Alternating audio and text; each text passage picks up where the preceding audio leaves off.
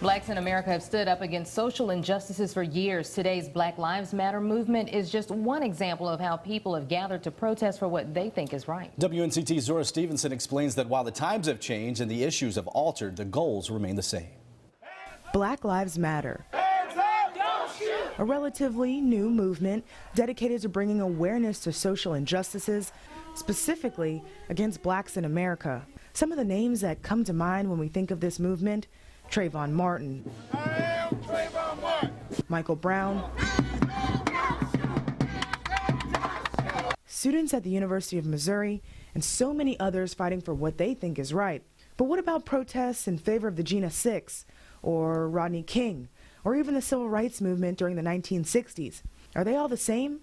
Some seem to think so. That idea is definitely something that we can look back at least a generation, if not earlier, before. The idea of fighting against social injustices is something ECU professor Kennetta Perry says is nothing new. The classic strategies of the civil rights movement involved organizing youth for around issues of racial justice, around issues of even police brutality that you see is sort of at the core of the organizing efforts of the Black Lives Matter movement now. So to connect today with yesterday, Perry teaches her students about the similarities and differences between the Black Lives Matter movement and those that came before it.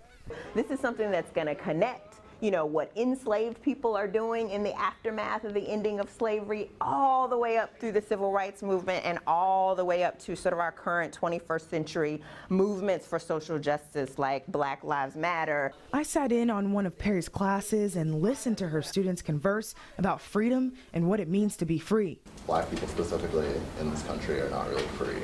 Okay. Because there's certain things that we have to do in order to be respected. Perry says connecting the past to the present is necessary. And that's at the core of what I try to do in my classroom, is to show students that sort of the contemporary moment that we're living in has a history, it has a past. You don't have to go far to find history, to find the past and people who have paved the way.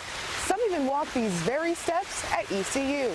There was an organization called SOULS, the Society of United Liberated Students. An organization unique to ECU, and one of its members is Dr. Perry's dad. The climate at that time was not really conducive to minorities. Dr. Kenneth Hammond was in the first wave of black students to attend East Carolina University. He started in 1969. We were few and far between.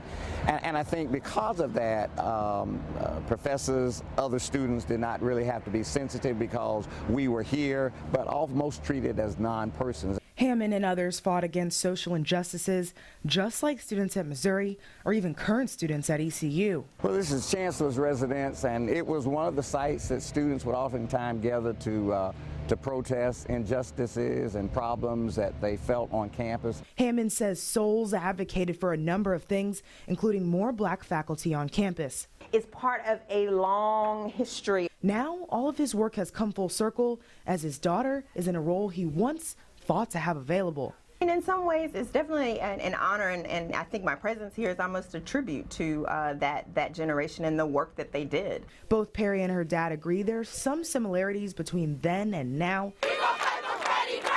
They say the best way to honor those before you is to continue the fight. If you want to make change, you make change from the inside, and that you have to venture out and get involved.